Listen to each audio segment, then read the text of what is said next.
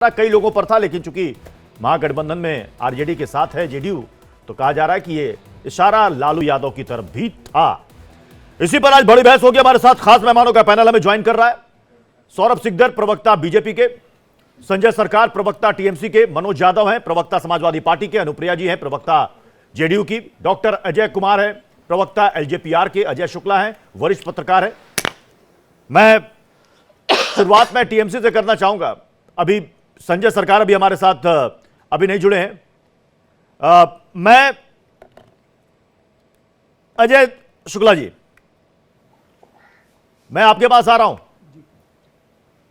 क्या विपक्षी गठबंधन में तय हो गया है कि सब अकेले अकेले चुनाव लड़ेंगे? ममता दीदी ने कह दिया हम सभी सीटों पर अकेले लड़ेंगे, आम आदमी पार्टी ने कह दिया कि हम 13 सीटों पर अकेले चुनाव लड़ेंगे। तो क्या सब ने एकला चलो की राह पकड़ ली है क्या? देखिए, सबसे बड़ी बात ये आती है कि जब इंडिया गठबंधन बनाया जा रहा था तो बार बार ये बात कही जा रही थी कि हम संविधान बचाने के लिए कर रहे हैं, हम जो है ये पूरी लड़ाई जो है देश बचाने के लिए कर रहे हैं, लोकतंत्र बचाने के लिए कर रहे हैं। लेकिन मुझे लगता है सीटों को लेकर के इतना ज्यादा तमाम सारे दल अपने आप को मंत्रमुग्ध हैं कि उसको लेकर के वो जो एक दूसरे के साथ थोड़ा सा सेक्रीफाइस करना चाहिए, छोड़ना चाहिए, लोकतंत्र के लिए जैसे कुर्बानियां दी जाती हैं वो देनी चाहिए, उसको नहीं सोचने को तैयार है। यदि ये बताइए कि आजादी के आंदोलन के दौरान कांग्रेस ने सेक्रीफाइस नहीं किया होता, 7.5 लाख लोगों ने कुर्बानियां नहीं दी होती, तो शायद आज यह देश आजाद नहीं होता। तो ऐसी स्थिति में जब यह स्थिति है तो सभी को, चाहे कांग्रेस हो चाहे क्षेत्रीय दल हो, सबको एक दूसरे के लिए सेक्रीफाइस करना चाहिए। यदि नहीं करते हैं तो निश्चित रूप से यह मूल उद्देश्य से भटक जाता है, और मूल उद्देश्य से भटक जाता है तो उसे टूटना ही समझिए। अब यदि ममता बनर्जी कहें कि पश्चिम बंगाल में नहीं उसके बाहर होगा, तो उसके बाहर उनकी औकात क्या है? या समाजवादी पार्टी कहे कि हम उत्तर प्रदेश में नहीं बाकी जगह करेंगे, तो बाकी जगह मध्य प्रदेश में आपने देख ही लिया 0.4% वोट पे आ जाते हैं। इसी तरीके से आम आदमी पार्टी कहे कि हम पंजाब में नहीं या दिल्ली में नहीं बाकी जगह करेंगे, तो बाकी जगह वो 0.5% 1% पे आके सिमट जाते हैं। तो इस तरह की जब स्थिति हो तो ये इतने बड़े उद्देश्य लेके नहीं चला जा सकता। इतने बड़े उद्देश्य लेके चलना है तो लेकिन सवाल तो यहां पर यह है कि जिस स्टेट में जो सबसे बड़ा, लेकिन सर सवाल यहां पर यह है, मैं मनोज यादव जी आपके पास आ रहा हूं, सवाल यह है कि जिस स्टेट में जो पॉलिटिकल पार्टी सबसे बड़ी स्टेक होल्डर है वो तो अपनी सीटें ज्यादा चाहेगी ना, इसमें गलत क्या है? अगर समाजवादी पार्टी कह रही है कि हम 65 सीटों से कम पे चुनाव नहीं लड़ेंगे, तो बाकी की 15 सीटों में वो देख ले जिसको देना है। भाई आपके और आरएलडी के बीच में डील हो गई, लेकिन कांग्रेस कहां है? बिल्कुल, आपने जिस पार्टी का ज्यादा स्टेक है उस पार्टी को ज्यादा सीटें लड़नी चाहिए, लेकिन इस बात को भी खारिज कर रहा हूं कि समाजवादी पार्टी ने 65 सीटें लड़ने वाली बात नहीं कही। ना समाजवादी पार्टी के राष्ट्रीय नेतृत्व ने कहा और ना ही समाजवादी पार्टी के किसी जिम्मेदार व्यक्ति ने कहा। अगर किसी का अपना निजी वक्तव्य हो सकता था उसी को खबर बना दिया गया। समाजवादी पार्टी उत्तर प्रदेश में इंडिया अलायंस को पूरी मजबूती के साथ आगे बढ़ाने का काम कर रही है। आरएलडी को सीटें हमको देनी थी, इसलिए हमने आरएलडी को सीटें दे दी। क्योंकि आरएलडी लगातार समाजवादी पार्टी के साथ बना हुआ है लंबे समय से, तो निश्चित तौर पे हमारे उनके बीच में सीट बंटवारा होना था।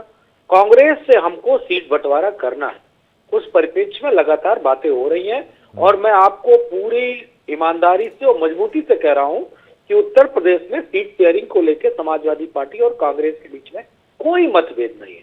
हमारी लगभग अंतिम चरणों की बातचीत उत्तर प्रदेश के सीट शेयरिंग को लेकर चल रही है। चलिए, आपने मनोज जी आपने अच्छी बात कही। मनोज जी आपने अच्छी बात कही यहां पर कि 65 सीटों वाली बात हमारे शीर्ष नेतृत्व की तरफ से नहीं कही गई है, किसी ने कहा होगा तो उनका निजी बयान हो सकता है। इसका मतलब कि समाजवादी पार्टी कंप्रोमाइज भी कर सकती है। अगर कांग्रेस 25 से 30 सीटें मांगती है तो बड़ा दिल दिखा सकते हैं अखिलेश यादव। देखिए, बिल्कुल ये भाई प्रतुल जी, आपको एक बड़ी बात बता दूं, समाजवादियों का दिल इतना बड़ा नहीं है और आदरणीय नेताजी को इसीलिए नेताजी कहा जाता है। जी। मुलायम सिंह यादव जी का नाम इसीलिए भारतीय राजनीति में ध्रुव तारे की तरह चमकता है क्योंकि उन्होंने कभी छोटे दिल से राजनीति नहीं की। एक बात स्पष्ट कर दूं, जो अजय शुक्ला जी ने बात कही कि समाजवादी पार्टी का मध्य प्रदेश में क्या है। अजय शुक्ला जी, जब कोई नेता दूसरे नेता का अपमान करता है तो निश्चित तौर पे जो सारे आंकड़े बता रहे थे, इनका चैनल बता रहा था, पृथ्वी जी का सारे चैनल बता रहे थे, 156 सीटें कांग्रेस को मध्य प्रदेश में आ रही। आप एक बड़े नेता को, हमारा मान लेते 2% वोट रहा होगा, 1% रहा होगा, कुछ भी रहा होगा, जब वो देख रहा तो समाजवादी पार्टी नहीं लड़ पा रही है तो कमलनाथ जी को जवाब दे दिया ना उसने कि कैसे जवाब दिया जाता है, अखिलेश वखिलेश का मतलब क्या होता है। ये बातें उत्तर प्रदेश की एक सीट मैं बता रहा हूँ, आपको बता दे रहा हूँ, समझ जाएंगे आप। जी, वो बयान याद है, वो बयान मनोज जी, वो बयान एक लाइन बता दूं, बस एक लाइन। गाजीपुर के एक नेता हैं, अभी सांसद हैं, वो उन्होंने 2017 के चुनाव में समाजवादी पार्टी को कहा था कि गाजीपुर से ले गाजियाबाद तक हम समाजवादी पार्टी को देख लेंगे, और उनकी सीट उनकी हार गई थी। क्यों? जो समाजवादी पार्टी का वोटर था उसके मन में एक ही बात बैठ गई कि हमें इनको हराना है, किसी भी तरीके से इनको हराना है, और वो हार गए थे। तो ये बयान बड़े खतरनाक होते हैं और हम बयानों से बचने की बात हमेशा करते हैं। कभी भी इंडिया अलायंस में किसी नेता का अपमान नहीं होना चाहिए। अगर अपमान होगा तो मैं बाकी मेहमानों का रुख कर रहा हूं। संजय सरकार भी हमारे साथ टीएमसी से जुड़ चुके हैं। संजय सरकार जी, मैं आपके पास आ रहा हूं, लेकिन उससे पहले मैं दीदी का वो बयान सुनाने जा रहा हूं जिसको लेकर इस वक्त सबसे ज्यादा चर्चा हो रही है। আমি ইন্ডিয়ার অ্যালায়েন্স আমাকে একবার জানিয়েছে দিদি আপনার রাজ্যে যাচ্ছে না, জানাইনি। সুতরাং আমার সাথে কোনো সম্পর্ক নেই বাংলার ব্যাপারে। অল ইন্ডিয়ায় কি করবো না করবো আপনার ইলেকশন ভাববো, আমরা সেকুলার পার্টি, আমরা বিজেপিকে হারানোর জন্য যা করা হবে। কিন্তু এখন কোনো চর্চা নেই, মিথ্যে কথা, অ্যাবসলিউটলি রং। মিথ্যেটা আমি বলবো না, বলতে অ্যাবসলিউটলি রং। संजय सरकार जी, दीदी किस बात से नाराज है? क्या कांग्रेस ने अपने न्याय यात्रा में उनको इनवाइट नहीं किया, या सीट शेयरिंग को लेकर कांग्रेस ने कुछ ज्यादा ही मुंह खोल दिया? किससे नाराज है दीदी? देखिए, मैं 3-4 एग्जांपल दें, अगर आप समझते तो बहुत बढ़िया। मैं एक नंबर 1, बंगाल में जो कांग्रेस के नेता है आदित्य चौधरी, जिस तरफ से ध्यान दे रहे, मेरे को लग रहा है ये भारतीय जनता पार्टी अमित शाह और मोदी जी को हाथ से तम्बाकू खाता है। बंगाल में दोस्ती या दिल्ली में कुश्ती, ये बहुत बड़े बात है। दूसरे नंबर बात है, आपको लीवर से मतलब ये 2 ग्राम खाने का ताकत है, 2 ग्राम खाने का ताकत है। अगर आप 100 ग्राम मांगेंगे तो ये तो हो नहीं सकते ना, हो सकता है क्या? हो नहीं सकता है। अगर डाइजेस्ट करने के लिए भी तो आपको पावर होना चाहिए ना। और अधीर चौधरी को तय करना है, राहुल गांधी जो भारतीय जनता पार्टी के खिलाफ जो लड़ रहे हैं वो जंग में शामिल होगा या भारतीय जनता पार्टी के हाथ से वो तम्बाकू खाएंगे, ये तय करना पड़ेगा। अधीर चौधरी जब तक तय नहीं कर पाएंगे तब तक नहीं, मतलब ये तय हो गया ना कि ममता बनर्जी की पार्टी टीएमसी बंगाल में अकेले चुनाव लड़ेगी, ये तय हो गया। देखिए, मैं 42 सीट में काबिल हूँ, मैं 42 सीट जीत सकता हूँ। आप कहीं भी कुछ जीत नहीं सकते हैं। आपकी पार्टी को और ममता दीदी को अधीर रंजन चौधरी ट्रोजन हॉर्स बताते हैं कि ये रहेंगी हमारे खेमे में लेकिन काम करेंगी दुश्मन का। नहीं, वो तो काम खुद ही कर रहा है। कौन सीआरपी को बॉडीगार्ड लेके घूम रहा है? हम घूम रहे हैं क्या? अधीर रंजन चौधरी अमित शाह से किराए का टट्टू लेके घूम रहा है? तो जब ये बताइए ना, जब इतनी आपस में कटुता है तो फिर एक साथ कैसे हैं? नहीं, देखिए, हम चाहते हैं एक साथ लड़के भारतीय जनता पार्टी को हम 2024 में जो तरफ से हिंदुस्तान के अंदर भ्रष्टाचार बन चुके हैं, भ्रष्टाचारी सरकार बन चुके हैं, के ऊपर जिसके तो संजय सरकार जी एक बड़ी बात कह रहे हैं कि पहले अधीर रंजन चौधरी तय कर ले कि वो बीजेपी के साइड है या फिर वो कांग्रेस के साइड है, किस साइड है पहले ये तय कर ले। मतलब आपका इशारा है कि अधीर रंजन चौधरी यहां कुछ कहते हैं वहां कुछ कहते हैं, आप यही कहना चाह रहे हैं। मैं अधीर रंजन चौधरी का कुछ बयान आपको सुनाना चाहता हूं, जो हालिया उनका बयान है। उनसे कौन भीख मांगने गया पता नहीं, हम लोग तो भीख मांगने नहीं गए। ये ममता बनर्जी खुद कह रहे कि हम गठबंधन करके चुनाव लड़ेंगे।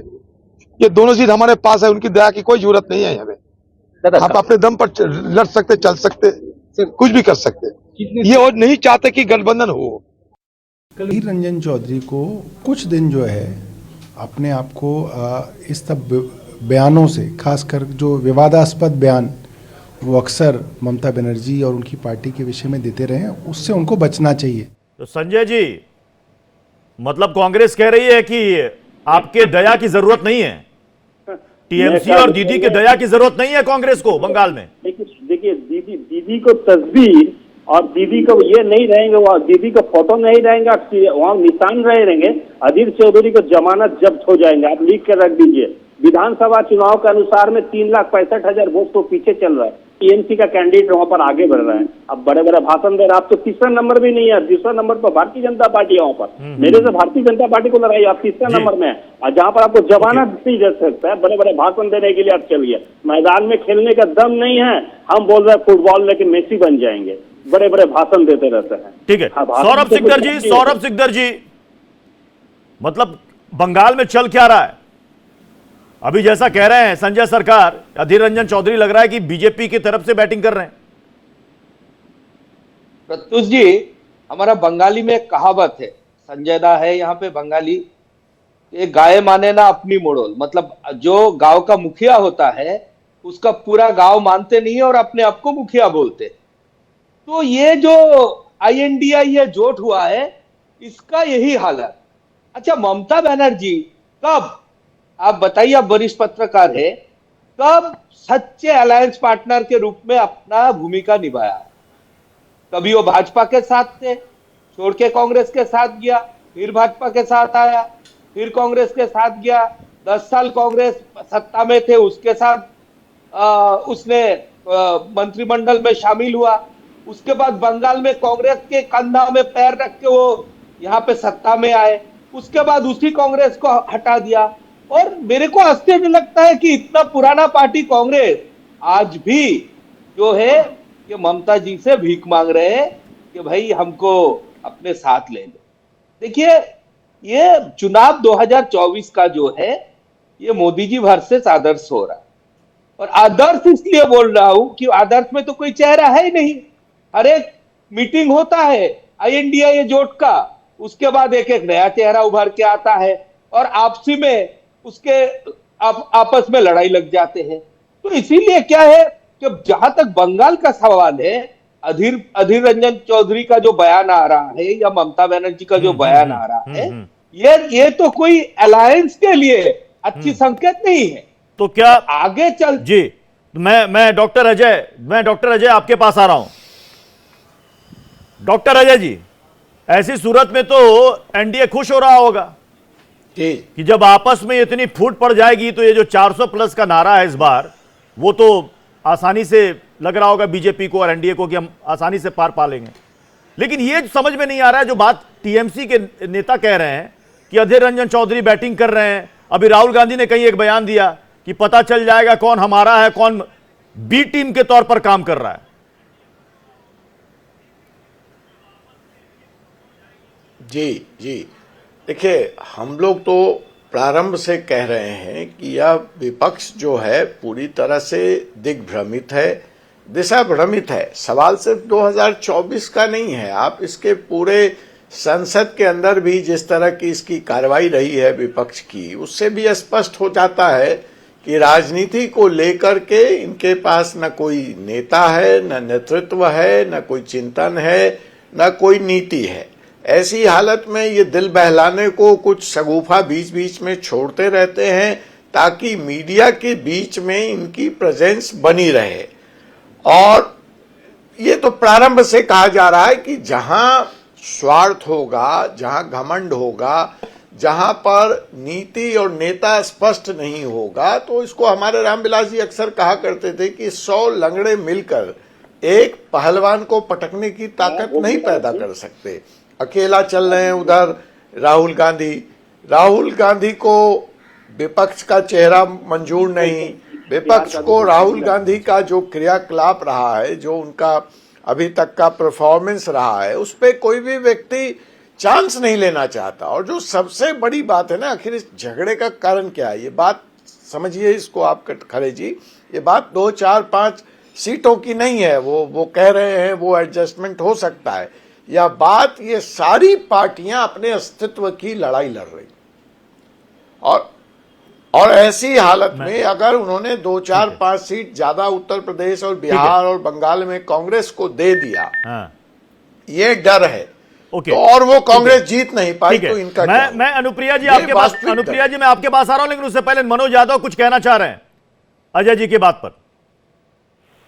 कह रहे हैं रामविलास जी की फोटो लगाने के लिए कमरा तो नसीब नहीं हुआ, उठा के फेंक दिया गया, और आप दूसरे को ज्ञान बता रहे हैं। पहले एक मकान दिल्ली में ले लो, जो हनुमान जी बने बैठे हो दिल्ली में कि हम हनुमान जी हैं मोदी के, एक ढंग का मकान ले लो, और जिस तरीके से गुलामगिरी कर रहे हो, ये बात स्पष्ट रूप से बता दे रहा हूँ कि इंडिया अलायंस में कोई किसी का गुलाम नहीं है।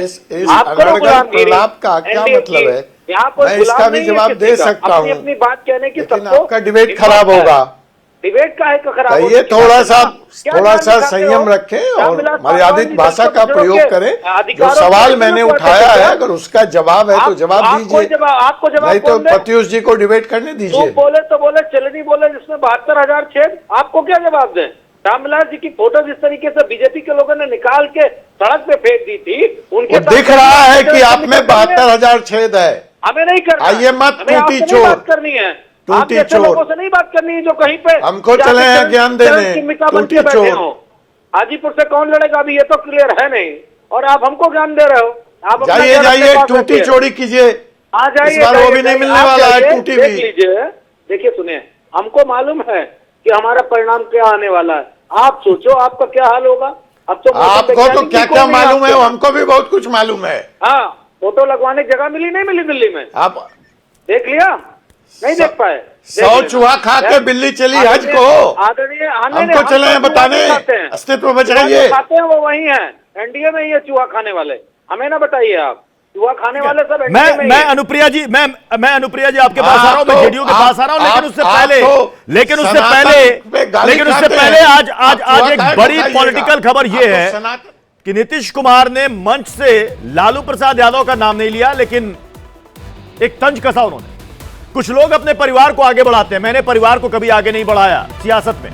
कर्पूरी ठाकुर को भारत रत्न दिए जाने को लेकर नीतीश कुमार यहां पर मंच पर भाषण दे रहे थे, इस दौरान उनका यह बयान सामने आया। परिवारवाद पर हालांकि इससे पहले पीएम मोदी भी अक्सर प्रहार करते रहे, अब नीतीश कुमार ने कैसे परिवारवाद पर प्रहार किया है, सुनिए। बहुत लोग अपने परिवार को बढ़ाते रहता है, लेकिन आप समझ लीजिए कि जननायक कर्पूरी ठाकुर जी कभी भी अपने परिवार को नहीं बढ़ाए। और एक ही बात जान लीजिए कि जननायक कर्पूरी ठाकुर जी से ही सीख करके हमने भी अपने किसी परिवार को आज तक नहीं बढ़ाया है, यह पक्का जान लीजिए। अनुप्रिया जी, इशारा किस ओर था? प्रत्युष जी नमस्कार, नमस्कार। सभी को मेरा नमस्कार। आपने जिन बातों का जिक्र किया है, मुझे लगता है कि इसका बहुत बड़ा व्यापक नजरिया हो सकता है। आपने एक सीमित दायरा को कर दिया, लेकिन मुझे लगता है कि आप बिहार की राजनीति में बिहार से आते हो, मैं पटना, खासकर पटना शहर की रहने वाली हूँ। पटना में तमाम सांसद और विधायक जितने भी हैं, मैं नाम अगर गिनवा दूं आपको कि पूर्व कानून मंत्री हैं रविशंकर प्रसाद जो हमारे सांसद हैं, वो भी मुझे लगता है कि वंशज ही उनका चला आ रहा है, उनके पिता ने उनको गद्दी सौंपी है। हमारे विधायक हैं नितिन नवीन, उनके पिता की विरासत को वो संभाल रहे। देखिए तमाम लोग हैं। माननीय मुख्यमंत्री जी अपने जीवन के बारे में कहा कि उन्होंने बताया कि आप उनके कार्यकाल को भी देखेंगे तो सही मायने में जननायक कर्पूरी ठाकुर जी की चिंतन, उनकी कार्यपद्धति और उनके पद चिन्हों पे चलने वाले एकमात्र नेता है माननीय मुख्यमंत्री नीतीश कुमार जी। और ये हम अपनी बड़ाई नहीं कर रहे हैं। आपको मैं याद दिला दूं कि आदरणीय प्रधानमंत्री मोदी जी ने क्या कहा था कि अगर मैं आज के राजनीति के परिवेश में देखता हूं तो सबसे बड़ा समाजवादी नेता कोई है तो माननीय मुख्यमंत्री जी है, क्योंकि उन पर किसी तरह के करप्शन का आरोप नहीं लगता है, उनके परिवारवाद पे आरोप नहीं लगता है। वो हमेशा न्याय के साथ विकास करते हैं, चौतरफा विकास होता है, कभी भी किसी जाति धर्म की राजनीति हम नहीं करते। ये तो हम अपनी बात तो कर ही नहीं रहे। हमारी जो आज की डेट में हमारे प्रतिद्वंदी है उन्होंने कहा है, तो हम तो एक बता रहे थे कि जो राजनीतिक का दायरा वो किसी भी दल में हो। प्रत्युष जी मैं बहुत ही स्पष्ट बोलती हूँ और मुझे किसी पे टीका टिप्पणी वार करने की जरूरत नहीं है। यहाँ कोई भी बैठा पार्टी है, यहाँ एलजेपी को आप देख लीजिए, उन्होंने किसके विरासत को संभाल रहे हैं, अपनी पिता की विरासत को संभाल रहे हैं। आप तो देखिए कि यहाँ जेपी नड्डा जी ने यहाँ के कह गए थे पटना में कि जितने भी क्षेत्रीय और पारिवारिक पार्टियां उनको खत्म हो जानी चाहिए। उनके साथ में एनडीए में बिहार में एलजेपी है, जो चाचा भतीजा की पार्टी है। आप मांझी जी की पार्टी को देख लीजिए, पिता पुत्र की पार्टी है। आप देखिए, और जितने भी लोग हैं, नहीं अनुप्रिया जी, मैं इस बात को डंके की चोट पर कह रहा हूं कि जितनी भी पार्टियां, कोई अगर यहां पर गंगा में स्नान करके भी आ जाए और कह दे कि वो परिवारवाद से छूती है, मैं नहीं मानूंगा। जिसको मानना है मानता रहे। लेकिन आपने सभी पार्टियों का नाम ले लिया, लेकिन बिहार में जिसके साथ गठबंधन है आरजेडी का नाम एक बार भी नहीं लिया अनुप्रिया जी। नहीं, ठीक है, वो तो आपने ही कह दिया प्रत्युष जी। आपने तो उस खांचे में रख दिया जहां पे मुझे लगता है कि आपको बताने की जरूरत थी देश की जनता को कि कोई भी पार्टी अछूता नहीं है। लेकिन हाँ, फिर कहती हूँ, उसी पार्टी अछूते में हम एक जेडीयू है। जरूर हमें बीजेपी के लोग कहेंगे कि आप 40 सीटों पे हैं, हम सबसे छोटी पार्टी, फिर भी हमने कभी भी परिवार का, हम किसी भी, अगर हम अभी आज के डेट में अपने राष्ट्रीय उपाध्यक्ष की मैं बात करूं, हमारे वशिष्ठ नारायण जो हमारे राज्यसभा सांसद हैं, उनके भी पुत्र हैं, लेकिन हमारे ललन सिंह जो हैं, उनके परिवार, किसी भी नेता के पुत्र या पुत्री ने राजनीतिक में, मतलब आप कह रहे हैं कि ये उनका बयान किसी एक पार्टी को लेकर नहीं था, सभी के लिए था। चलिए, ये बात आपकी सही है। क्या नीतीश कुमार एनडीए में आने वाले हैं? ये जो कहा जा रहा है कि नीतीश कुमार ने फ्रेंड रिक्वेस्ट भेजा है बीजेपी को, बीजेपी ने अभी तक एक्सेप्ट नहीं किया उस फ्रेंड रिक्वेस्ट को, लेकिन अमित शाह ने एक इंटरव्यू में ग्रीन सिग्नल जरूर दिया था। अगर कुछ प्रस्ताव आएगा तो विचार किया जाएगा। नहीं, मुझे लगता है प्रत्युष जी, मुझे गंभीर चर्चा ठीक लगती है, हाइपोथेटिकल क्वेश्चन और भविष्यवक्ता मुझे बनने का शौक नहीं है। लेकिन मैं एक बात कह दूं कि हमारे फ्रेंड रिक्वेस्ट की बात आप कर रहे हैं, तो हमारे यहाँ मनभेद होता है, हम लोग आइडियोलॉजी की भेद होती है, मनभेद नहीं होता है। हमारा प्रेम प्यार सभी दलों के साथ में है। और देखिए, आज मंच से हमारे नेता ने मोदी जी को बधाई दी। क्यों बधाई दी? कि देश की जनता को, और खासकर बिहार में जिस तरह से जातीय आधारित जनगणना के बाद में जिनके विकास की मुख्यधारा से अभी भी वो जुड़ नहीं पाए हैं, जिनका विकास नहीं हो पाया है, उन्होंने कहा कि मोदी जी चलिए ठीक है, बधाई तो दे दिया मैंने आपको, लेकिन अब हमारे नेता, हम जननायक, जिनको हम पिता कहते हैं, मान लीजिए राजनीतिक पिता कहते हैं, आप उनके पद चलिए। क्योंकि मैं फिर याद दिला दूं प्रत्युष जी कि अगर महिला आरक्षण बिल आपको याद होगा किस तरह से ओबीसी की महिलाओं को दरकिनारा किया गया। उत्तर प्रदेश में, बगल की राज्य की बात कर रही हूँ, हमारे यहाँ भी शिक्षकों की भर्ती हुई, वहां भी शिक्षकों की भर्ती हुई, लेकिन ओबीसी के लोग कैसे डंडे खाते रह गए। तो ये बताने का प्रयास है कि न्याय के साथ विकास कीजिए। सबका विकास आप जरूर करते हैं, सबका साथ जरूर लेते हैं, लेकिन सबका विकास आप नहीं करते हैं, छल प्रपंच की राजनीति करते हैं। और प्रत्युष जी, एक सवाल तो बनता है ना, अभी तो राम राज चल रहा था, इतनी क्या हड़बड़ी हो गई कि जननायक कपूरी की जयंती के एक दिन पहले सांझ में आपको याद आ गई? क्या मजबूरी थी? मतलब आप कह रहे हैं टाइमिंग है, आप कह रहे हैं टाइमिंग है, पिछड़ा वोट नजर आ रहा है और इसलिए उस टाइमिंग के तहत भारत रत्न दे दिया गया, आप ये कहना चाह रहे हैं। ठीक है, मैं अजय शुक्ला जी, जिस टाइमिंग की बात यहां पर अनुप्रिया जी ने कही, कई लोग पूछ रहे हैं कि भारत रत्न दिया जाना बहुत अच्छा कदम है, सराहनीय कदम है, लेकिन ठीक चुनाव से पहले यह कदम तो पहले भी आप उठा सकते थे। स्वाभाविक सी बात है। आप एक चीज देखिए, नीतीश कुमार अटल बिहारी वाजपेयी की भी सरकार में मंत्री रहे, उसके बाद में लंबे समय से भाजपा के साथ में मुख्यमंत्री रहे, और नरेंद्र मोदी जब प्रधानमंत्री रहे उसी समय थे। तो इस दौर में क्यों नहीं कर्पूरी ठाकुर जी को यह सम्मान दिया गया? यदि 10 साल के खत्म होने पर यह अवार्ड देने की बात करी जा रही है, सम्मान देने की बात करी जा रही है, स्वाभाविक सी बात है, जब आप चुनाव में जा रहे हैं, चुनाव में चंद महीने रह गए हैं, उस समय आप दे रहे हैं, तो निश्चित रूप से ये राजनीतिक है, और राजनीतिक के अलावा कुछ नहीं। राजनीति साधने के लिए आप कुछ भी कर सकते हैं। आपने रोजगार देने की बात कही थी, आपने नहीं दिए, आपने और तमाम सारे वायदे किए थे, नहीं दिए, और जो आप गारंटियां देते हैं, कभी संकल्प के नाम पे, कभी गारंटियों के नाम पे, वो कोई नहीं दिए। लेकिन अब जब चुनाव आ गया, तब आप सारी चीजें करने लग गए। तो ये सारे राजनीतिक आयोजन जब होते हैं तो निश्चित रूप से होता है, कहीं आप राम लेकिन एक सवाल तो, लेकिन अजय शुक्ला जी, एक सवाल तो फिर आपसे भी और कई लोगों से पूछा जाएगा कि कर्पूरी जी को भारत रत्न तो एनडीए गवर्नमेंट के पहले भी जो सरकार थी वो भी दे सकती थी, उसने इतनी देर क्यों कर दी? क्या वेट कर रहे थे कि एनडीए आएगी तब दे? मैं तो ये कह रहा हूं जी कि उन्होंने नहीं दिया उनके समय में। ठीक है, मैं बीजेपी से जवाब ले लेता हूं। सौरभ सिकदर जी, सौरभ सिकदर जी, तो ये कर्पूरी बाबू को भारत रत्न देना ये आपका पॉलिटिकल गेम है चुनाव से ठीक पहले? नहीं, मैं ये प्रश्न करना चाहता हूं, क्या कर्पूरी बाबू को भारत रत्न देने से कोई नाखुश है? अगर नाखुश है तो अपना नाखुशी जताए। बाकी बात है कि देखिए, भारत रत्न का जो प्रोसीड्योर है, जो ये प्रक्रिया है, ये तो आपको भी पता है, हमको भी पता है कि ये प्रोसेस के थ्रू जाते हैं। आज मोदी जी ने कर्पूरी ठाकुर जी को जो सम्मान दिया है, उनका जो मान बढ़ाया है और उनके समाज को जो गौरवान्वित किया है, आज इनके लिए मोदी जी को, पूरा देश को धन्यवाद देना चाहिए। लेकिन अगर कोई इसमें भी राजनीति देखे तो हम इसमें तो कुछ नहीं बोल सकते। हमारा बात यही है कि आज मोदी जी, उनका मान बढ़ा है, सम्मान बढ़ा है, बिहार के मान है और उनके पूरा समाज का मान बढ़ा है। ठीक है, जेडीयू और समाजवादी पार्टी दोनों कहना चाह रही है। अनुप्रिया जी पहले आप बोलिए, फिर मैं मनोज जी आपके पास भी आ रहा हूं। देखिए, उन्होंने कहा कि क्या किसी को विरोध हो सकता है क्या? मुझे लगता है कि शायद थोड़े इतिहास के पन्नों को उठा के देखने की जरूरत है प्रत्युष जी, और मैं गलत होंगी तो मुझे सुधारिएगा।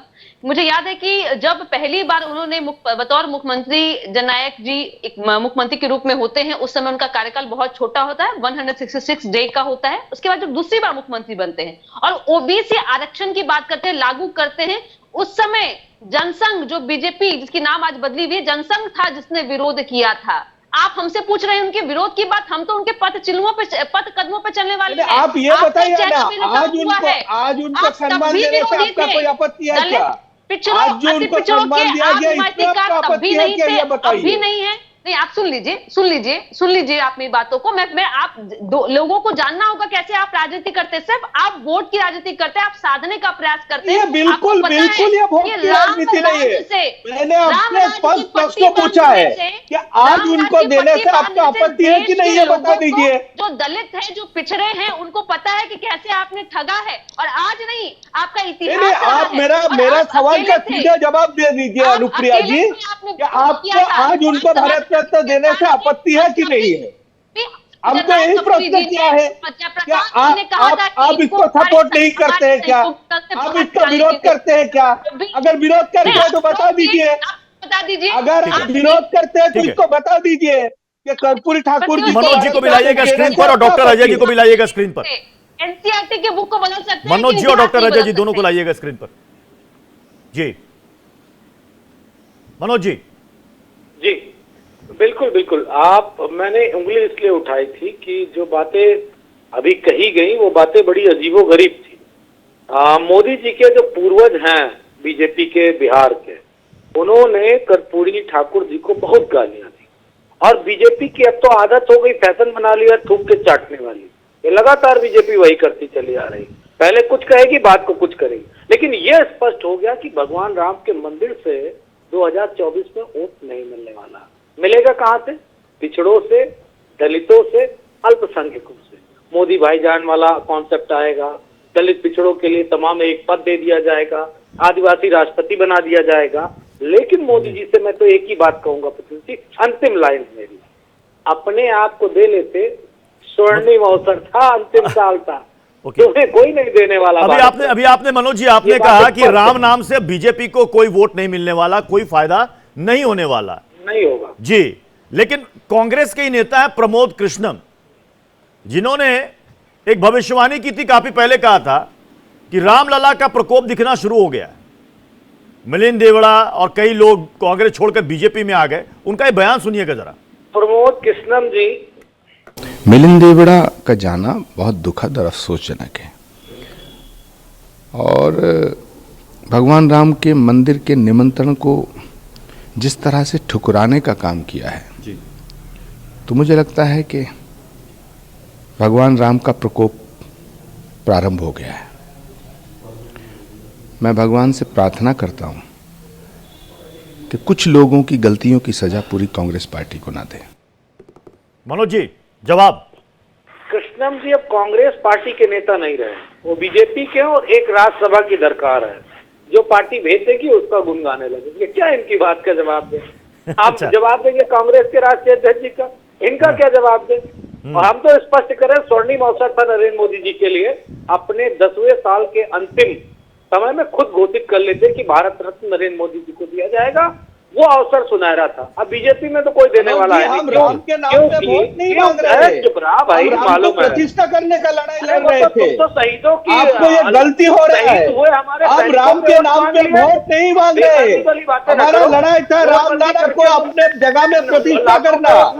जो आपके सरकार ने गोली चलाए थे, आपके सरकार ने डंडे पिटवाए थे, गोली चलवाए थे, वहां से ले आके देखिए आज रामलला अपने घर में विराजमान हो गया। पता नहीं है क्या तेरे को आप भाई? राम को लेकर पता नहीं है राजनीति क्या? नहीं करते, दूसरा का नाम नहीं राम पता, को लेकर उंगली राजनीति ऐसे आप मत करते दिखाओ, हैं दो उंगली और दिखा इसीलिए दो, अब मत ध्वंस हो रहा दो है, उंगली दिखा, इसीलिए अब उंगली नीचे, शून्य की तरह उंगली बढ़ नीचे रहा करो, है। उंगली नीचे जैसे करो, कम्युनिस्ट उंगली नीचे शून्य करके हो बात गया, करो।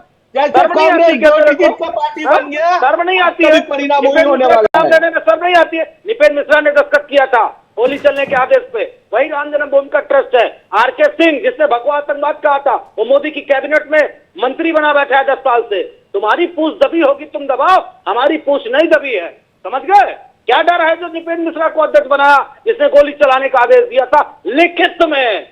शर्म नहीं आती है तुमको ये बात कहते हुए? तो गोली कौन चलाए थे? मुख्यमंत्री कौन थे उस टाइम पे?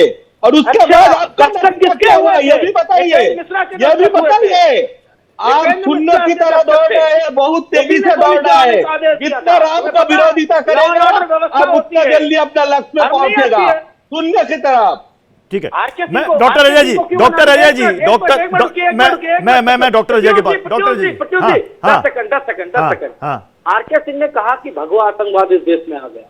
क्या मजबूरी थी जो उसको 10 साल से लगातार कैबिनेट में जगह दी हो? क्या दिक्कत है? ऐसे व्यक्ति को कैसे आपने इस तरह का पद दे दिया? क्यों दे दिया? डॉक्टर अजय जी, बीजेपी के पास डॉक्टर अजय जी, क्या रामलला की प्राण प्रतिष्ठा के बाद बीजेपी को यह लग रहा है कि बीजेपी 400 प्लस का जो टारगेट बीजेपी ने सेट किया है उसका पूरा फायदा बीजेपी को मिलेगा?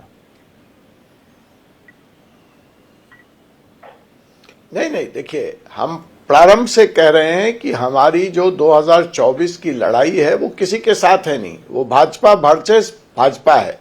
हमें मेजॉरिटी की चिंता नहीं है, हमें जो अपना पिछला ट्रेड रिकॉर्ड है, जो परफॉर्मेंस है, उसको इंप्रूव करना है। और इसलिए हम इस बार 400 प्लस का टारगेट पूरा करके, जो राजीव गांधी का इतिहास है 413 सीट का लोकसभा में सर्वाधिक, हम उसको तोड़ना चाहते हैं। तो क्या हम वो रिकॉर्ड, क्या वो रिकॉर्ड रामलला, क्या वो रिकॉर्ड रामलला जी दिलाएंगे? चल रहे हैं। क्या वो रिकॉर्ड रामलला जी दिलाएंगे?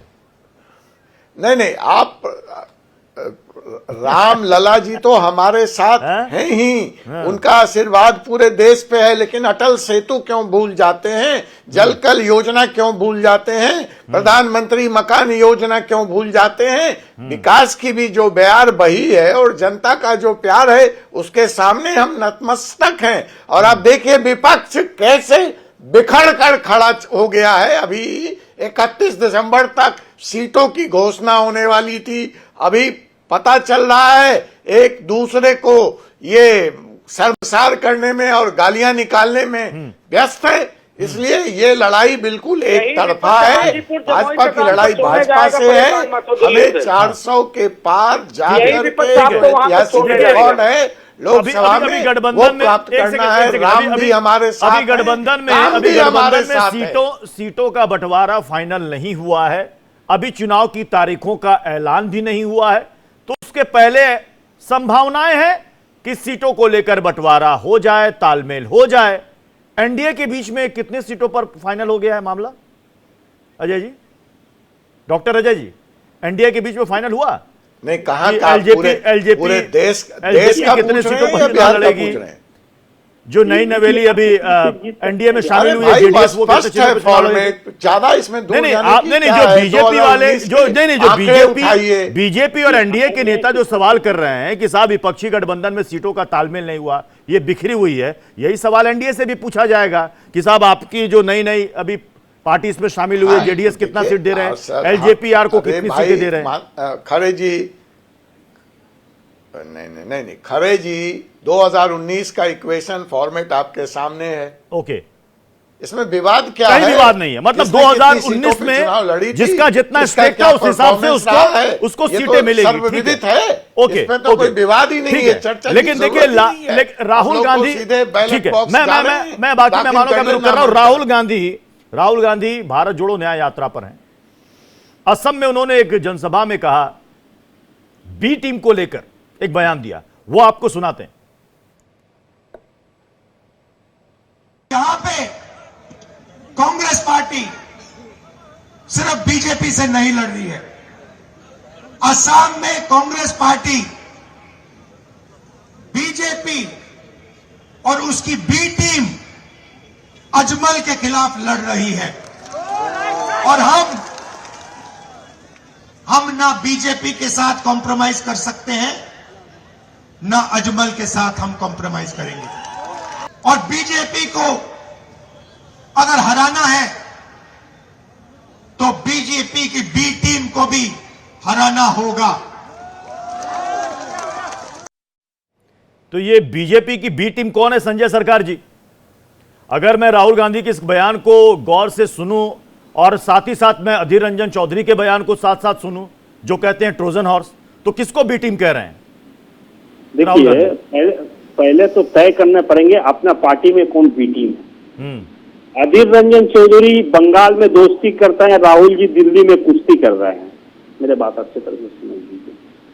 आप बंगाल में भारतीय जनता पार्टी का अमित शाह और मोदी जी को हाथ में तमाशा रहेंगे और दिल्ली में आप कुश्ती करते रहेंगे, ये ठीक नहीं लगता है। आदमी बोल रहा है घर के अंदर ही तो आपको मतलब ये सरसों के अंदर ही तो भूत आ गया है। आप भूत को कैसे भगाएंगे? भूत तो भगा ही नहीं सकता है। भगाने के लिए तो आपको कुछ ओझा मतलब जो ये फकीर हो तो उसके अंदर में भी तो कुछ होना चाहिए। वही चीज हो जा रहा है आज की तारीख में। और रह गया, मैं आपको बता रहा हूँ, बंगाल में भारतीय जनता पार्टी मेरे खिलाफ लड़ाई करके 4 सीट जीत के दिखा देंगे, हम राजनीति से संन्यास ले लेंगे। मैं आपको हकीकत बता रहा हूँ। और ये बात को आप रिकॉर्ड करके रखिए। जब लोकसभा रिकॉर्ड हो रही है। मैं बिल्कुल दिखाऊंगा। संजय सरकार जी आपने ओपन चैलेंज किया है, कितनी बंगाल में 4 सीट भी जीत के दिखा दे बीजेपी। मतलब बीजेपी की इतनी हैसियत नहीं है बंगाल में कि 4 सीट जीत के दिखा दे इस बार। 1 सेकंड समय दीजिए। इनके सांसद जो है विष्णुपुर से सौमित्र खान किसी से ऑडियो में बात कर रहे हैं, इस बार 2 से 3 सीट भारतीय जनता पार्टी को मिल गया तो काफी हो। अगर रिकॉर्डिंग चाहिए तो अभी आपको भेज देता हूं, आप दिखाइए। ये आज उनको सांसद बोल रहे हैं। इस बार लोकसभा में 2 से 3 सीट मिल गया तो बहुत काफी हो गया, वो भी नहीं मिल सकते हैं। इनके सांसद बोला, हम थोड़ा बोल रहे हैं भाई। हम तो सौरभ सिंह जी जवाब। सौरभ सिंह जी नहीं, देखिए वो सौमित्र खान ने क्या बोला और उसने उसको ठुकराया भी है कि वो उसका आवाज नहीं है। ये तर्क का विषय है, लेकिन सौमित्र खान पार्टी का आवाज नहीं है।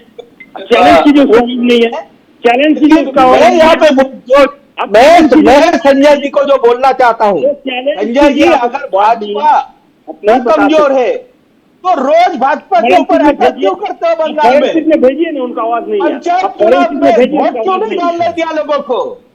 जो हाई कोर्ट ने ऑर्डर दिया था कि सेंट्रल फोर्स के निगरानी में वोट करवाना होगा, सेंट्रल फोर्स को मैं वापस मूल सवाल पर लौट रहा हूं। अजय शुक्ला जी इस बात को सभी विपक्षी पार्टियां इस बात को मानती हैं, अजय शुक्ला जी, कि बीजेपी से पार पाना अकेले बस की बात नहीं है। अगर हम मिलकर लड़ेंगे तो बीजेपी को हम हरा पाएंगे। लेकिन आपको लग रहा है अभी जो सूरत हाल है कि सभी एक हो रहे हैं या फिर कांग्रेस को दरकिनार कर रहे हैं? हर कोई कांग्रेस को दरकिनार कर रहा है।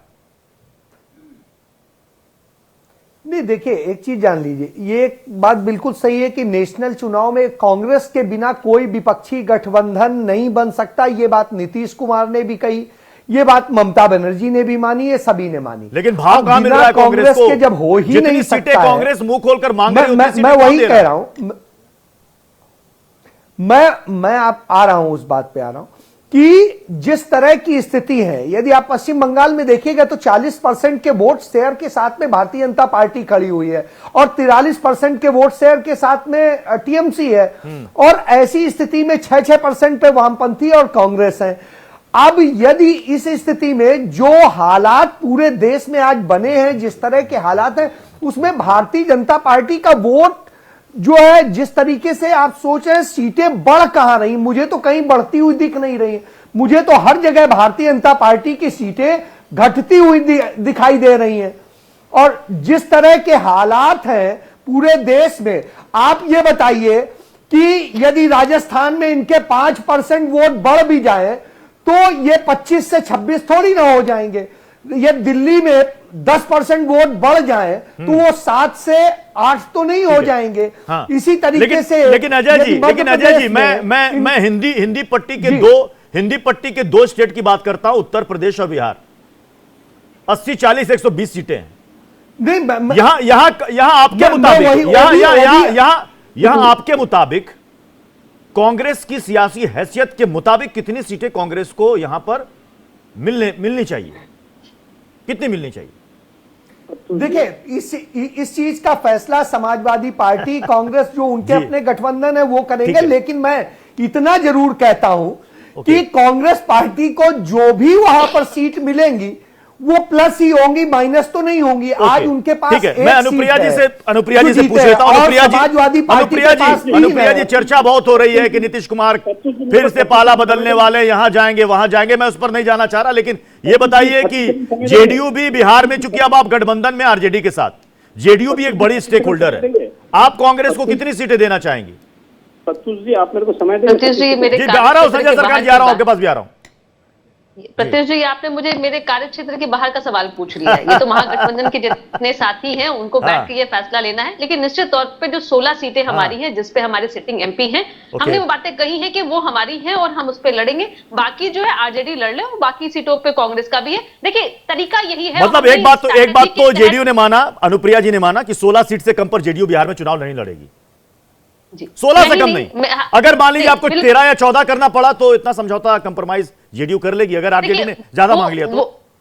बिल्कुल, देखिए, वो बिल्कुल जो भी फैसले होंगे महागठबंधन की मजबूती के लिए होंगे। और 400 सीटें की जो बातें हमारे माननीय मुख्यमंत्री जी ने कहा होगा, आपको याद होगा, उन्होंने जब ये संगठन, ये अलायंस बनाया, तभी उन्होंने कहा था कि 400 सीटों पे अगर हम एनडीए के सामने में इंडिया अलायंस की कैंडिडेट रखेंगे, 1 अगेंस्ट 1 की फाइट होगी, तो निश्चित तौर लेकिन अनुप्रिया जी, राजनीति में हमेशा अपना ट्रैक रिकॉर्ड भी देखा जाता है।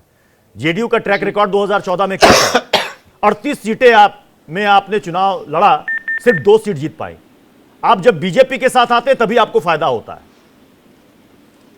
नहीं प्रत्युष जी, आपने 14 जरूर याद करा दिया, लेकिन 15 आप भूल जाते हैं। देखिए, बिहार में महागठबंधन, मैं लोकसभा चुनाव की बात कर रहा हूं, देखिए प्रत्युष जी 2014 आप याद होगा कि 2 करोड़ रोजगार, गरीबी मिटाएंगे, आय दुगनी होगी, कई बातें हुई थी ना। देखिए, आप उस दौर से तो हम सभी निकले हैं ना, 10 साल के तो गवाह हम भी हो गए हैं। और 10 साल के कार्यकाल में क्या चीजें हुई आपको पता है। लेकिन मैं बता दूं कि एनडीए के अंदर जो सवाल आप मुझसे पूछते हैं, अभी भी आपने पूछा अजय जी से, लेकिन उन्होंने नहीं कहा।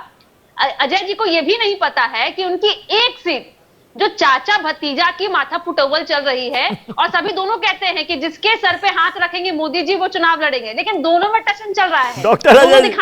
डॉक्टर अजय, अब पूछिए, अब दीजिए जवाब। मतलब अब एक सीट, मतलब दूसरे के आंगन में ताक झांक करना बड़ा आसान है, लेकिन अपना आंगन नहीं देखा जाता।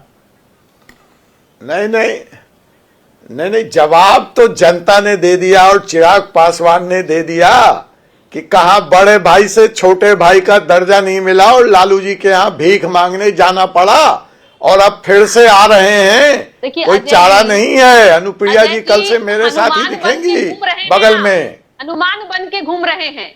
और हनुमान जी का प्रकोप आपने देखा? अरे हनुमान बन के हम घूम रहे हैं। राम राज्य है, आप भी आ रहे हैं राम की शरण में, चिंता न कीजिए। बिल्किस बानो रामम शरणम गच्छामि, राम की शरण में ही आना पड़ेगा। नीतीश जी को समझ में आ गया। दोषियों को सजा अरे सुन लीजिए अनुप्रिया जी, राम के नाम से इतनी नफरत क्यों है आपको? सनातन को गाली तो सुनवा ही रही है, बिहारियों को टॉयलेट साफ करवा ही दिया। जिसी कर्पूरी ठाकुर को, जिसके साथ आपके नेता गुरु मानते हैं, उनको लालू जी अस्पताल जाने के लिए उनके जीत में तेल खत्म हो जाता है?